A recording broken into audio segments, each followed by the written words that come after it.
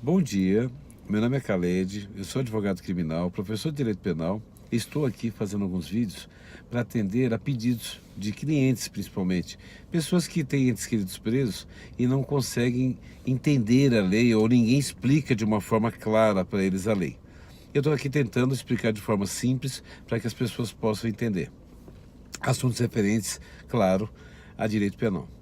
E hoje, atendendo a pedido de um amigo no Facebook, amigo pessoal também, ele pediu, o Henrique, para que eu falasse sobre lei do desarmamento. E ainda perguntou se eu era a favor ou contra. Isso não vem ao caso hoje.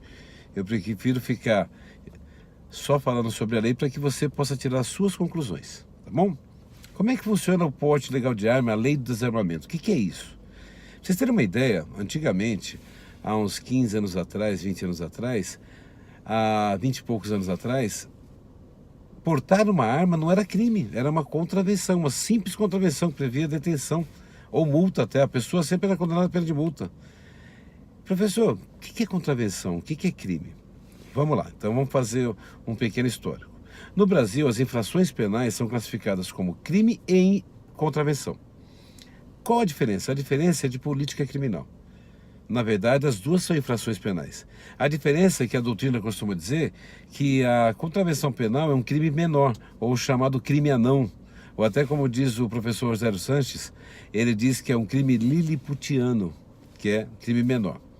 E tanto é, a diferença não existe, que uma contravenção hoje, que é considerada hoje contravenção, amanhã pode ser considerada crime. E depois de amanhã pode ser considerada crime hediondo, que é o caso do porte legal de arma. Vamos ver? Antigamente, então, o porte legal de arma era considerado uma contravenção normal. O agente nem ia preso, ele pegava uma pena de multa e olhe lá. Em 2003, foi editada uma lei, no dia 22 de dezembro, a Lei 10.826, que instituiu o porte legal de arma como crime. Então, ela está em vigor até hoje. Em 2005 foi feito um referendo nacional para saber se a população era a favor ou contra o porte legal de arma. A maioria da população entendeu que era contra. Tá, o Bolsonaro agora, se ele for eleito, ele vai ter que fazer um novo referendo ou tentar mudar a lei no Congresso.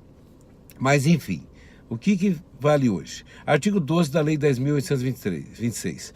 Posse ilegal de arma, você ter uma arma em casa de uso permitido ou de uso proibido, a pena é de 1 a 3 anos de detenção. Agora, artigo 14, porte ilegal de arma de uso permitido. Professor, o que é uso permitido? Ué, mas se é permitido, por que ele não pode usar? Não, vocês não entenderam. Tem armas que não pode usar mesmo você tendo porte, você podendo ter porte, que é a arma de uso exclusivo das Forças Armadas e do Exército e por aí vai. Então, por exemplo, a 9mm só a Polícia Militar pode usar ou o Exército. Não pode uma pessoa comum, mesmo podendo ter porte, ter esse porte de arma. Então, o artigo 14 fala do crime de porte de arma de uso permitido. A pena de 1 a 3 anos, de 2 a 4 anos de reclusão. Agora, professor, e se ela for de uso proibido? A pena aumenta bastante, é de 3 a 6 anos. E agora, em 2017, foi editada uma lei que tornou hediondo o crime de porte legal de arma de uso proibido, o artigo 16. Então, além de ser a pena maior, agora se tornou crime hediondo. A discussão se deu em torno do parágrafo único. O parágrafo único diz o seguinte: na mesma pena incorre quem tem uma arma de uso permitido, só que ela é numeração raspada. Então, você pega um 38, que é uma arma comum, se você for preso com ela, a pena é de 2 a 4 anos. Se você for preso com ela e ela estiver com a numeração raspada, a pena é de 3 a 6 anos. Mas, no meu entender de alguns juízes, ela não é crime hediondo. Porte legal de arma de uso proibido, que é crime hediondo, que é o artigo 16 caput, o cabeça do artigo. O parágrafo único não entrou na lei. E é muito simples de ver isso. O homicídio simples, por exemplo, o artigo 121, é crime comum. O homicídio qualificado, parágrafo 2º do artigo 121, já é crime qualificado, é crime hediondo. Então, na mesma lei, você pode ter uma parte dele ser hedionda e a outra não. E eu tenho uma curiosidade que eu vou contar para vocês.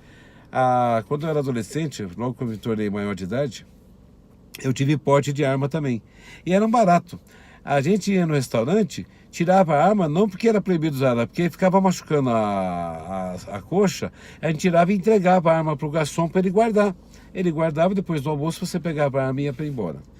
E eu me lembro que eu fui de bicicleta de São Paulo a Caraguatatuba em 1993, e eu ia com o porte de arma, com a arma na cintura, uma PT-380 que eu tinha, e o bip. Naquela época não existia celular ainda. Então eram apetrechos de uso regular. E onde eu ia com o bip. Hoje você vai com o celular, né? Na época era o bip e o porte de arma.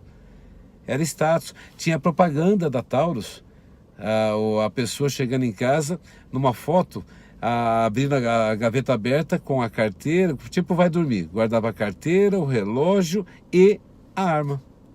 Tinha uma outra propaganda que falava assim: viagem com segurança, ou seja, você ia viajar, você tinha que ter a arma contigo. Hoje, tendo em vista o grande número de homicídios no Brasil, ela foi proibida. E eu até não vou tecer considerações, mas vem cá. Tem aquela música do Bezerra da Silva, né? Você com um revólver na mão, um bicho feroz, né? Não é perigoso andar armado? Será que a pessoa está preparada para andar armada? Hoje só quem pode andar armado: policiais, funcionários de empresas de segurança e pessoas que praticam tiro por esporte. Só essas pessoas que podem andar armado. Tá bom? Espero ter dirimido qualquer dúvida. Se vocês estão gostando, curtam, por favor, compartilhem e principalmente se inscrevam no meu canal no YouTube. E aí você clica no sininho lá para você ter informação. Toda vez que eu colocar um vídeo novo, vocês vão ter acesso. Ok? Deus abençoe a todos. Obrigado mais uma vez.